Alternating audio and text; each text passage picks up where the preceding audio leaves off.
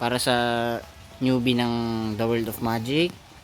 Dito po ituturo ko sa inyo kung ano yung mga farming spot, kung saan para kayo ay maka-earn, at kung paano kayo magbenta.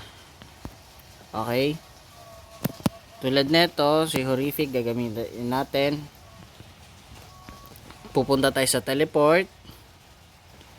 Dito sa corner left ng screen nyo, may controller, bali up, down, left, and right. Yan ang pangko-control ninyo. Pupunta po tayo kay teleporter, ilalapit natin. Then, pag click natin sa kanya, mapipili natin siya. Tapos, pwede nyong i-action or double tap, or action. Pwede tayo sa Mushroom Marshland. Pipili po tayo dito ng pagte-teleportan. Majority po ang magandang pagfa-farman dito, Swamp Boar, Swamp Spider, Poisonous Spider. Bali, punta tayo sa Swamp Spider. Ay, recall muna tayo. Bali, sa Poisonous Spider tayo pupunta kasi mas maraming mobs dun eh. Mushroom Marshland, Poisonous Spider. Ito na po. Makikita nyo yan, maraming mobs. Atakihin nyo po yan. May gold, may magdadrop po yan. Pwede kayong gumamit ng skill para makombohan.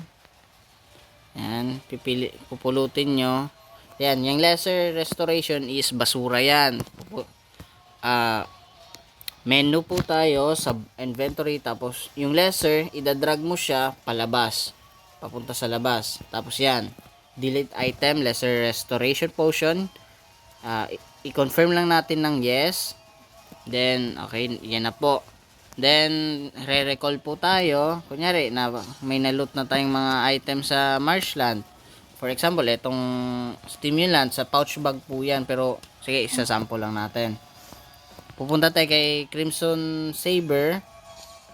Dito sa left side ng village. Double tap.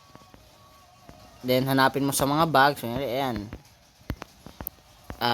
Double tap mo lang yung stimulant. Ayan, trade done. Mabibigyan ka ng gold. Etong mana potion, ayan, 300 gold.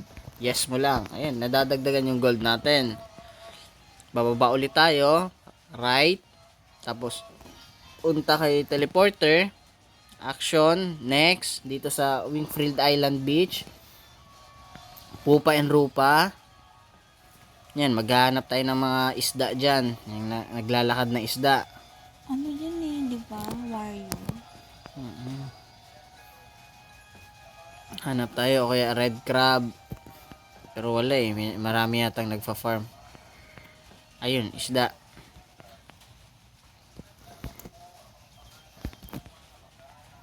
Ayan, kikil natin yung mga isda.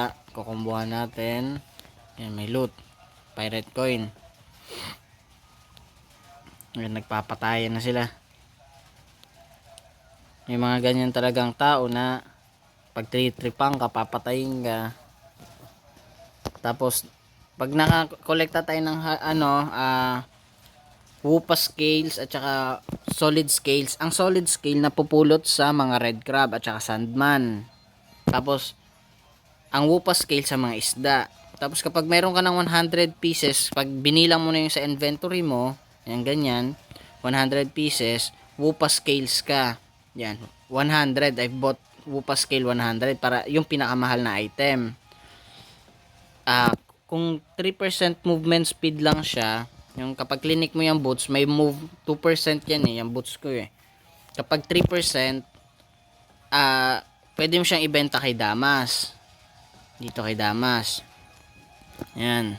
Ganun din, parang nagbenta ka lang kay Crimson Saber. Tapos kapag 5%, pupunta ka kay Black Trader, sa baba lang ni Radin. Tap mo lang siya. Tapos ganyan, kasi hindi pala Crimson ano to eh. Ay premium pala. Tapos ayan, ilalapag mo siya ng ganyan. Tapos pwede mo siyang i-change yung price to. Ayan, 25,000. Kapag boots of speed na, 5% movement speed, pwede mo siya i-okay. Pag na-okay mo na siya, ayan, mapupunta na siya sa may registered item. Tanggalin natin. Tapos, pag magre-register ka, dito ka sa may sell sa pangatlo. Then, sa gitna, lalabas kung saan yung binibenta mo. Yung first naman, yung all, dyan ka maghahanap ng item. Kunyari, recall. Bibili tayo ng recall kasi ubos na yung recall. Yan. Pipili ka ng prices. Pero may mga instances naman na may mga overpriced naman mag-sell. Tulad nito, 16k. Imbis na 2k lang below yung recall. X na natin. Tapos, kapag uuwi naman tayo sa Ville, pupunta ka sa bag, hanapin mo yung recall scroll. Pero, pwede mo siya ilagay sa slot. Ano ito? Slot 4. Bottom right may number. Slot 3, slot 2, slot 1. Ako, mahilig ako ilagay ko siya sa slot 4. Idadrag ko siya. Tapos, lalagay ko doon. Yan. Yan. Yan. Depende kung ano ilalagay mo. Awaken Coidal. Regulatory Restoration. Kung anong setup mo. Dahil warrior ito, hindi ko matuturo yung skill ng ranger, pero mas madali i-explain, gamitin ang ranger. Ito, tuturuan ko pa kayo, re-recall ulit tayo.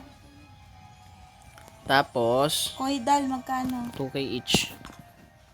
Tapos teleporter, next Pinfrill Island, Sandman. Yan. Tapos ayan na, may mga Sandman. Majority ng maganda farman dito is yung isda, yung upa, at saka tong Sandman. Ito. Ang warrior kasi short range, kailangan mo didikitan yung kalaban mo. Tapos ang ranger naman long range. Ayan, may mga loot na, dried soil. Ayan. Tulad nito, bot yan. Yan, long range yan. Kapag may nakita kayong mga bot, pwede nyo siyang patayin. Yan, paulit-ulit lang yung mga setup, yung cycle niya, hindi siya tao. Ito, tao yan kasi naglalakad ng maayos. Ito, yung red crab, pwede nyo rin patayin. Kasi may mga drop din yan minsan.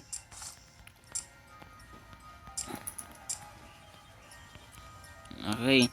Tapos, pwede nang hanapin nyo na lang kung saan kayo pwede mag-spot. Ito, marami. Ito, ang nasa Rupa Mid, bot ito, bot din ito. Kumbaga, computer na nagko-control. Ayan, ito, tao yan. Yung C1I. Itong Chi na yan, bot din yan. Red na yan. Re-recall na ulit tayo. Kumbaga, kung mag-sell kayo, pwede kayo sa Black Trader, all map na yan. Kunyari, blue tayo. Itong sa left side ng name natin, di ba, may parang color na Quintas. Yan ay Lanos. Kumbaga, faction natin. Tapos, kapag dilaw naman, yun yung Siras. Then, sa trader, pag nagbenta kayo, all Lanos lang. Kapag sa Black Trader naman, all map, Lanos and Siras, dalawang faction. Yun lang po.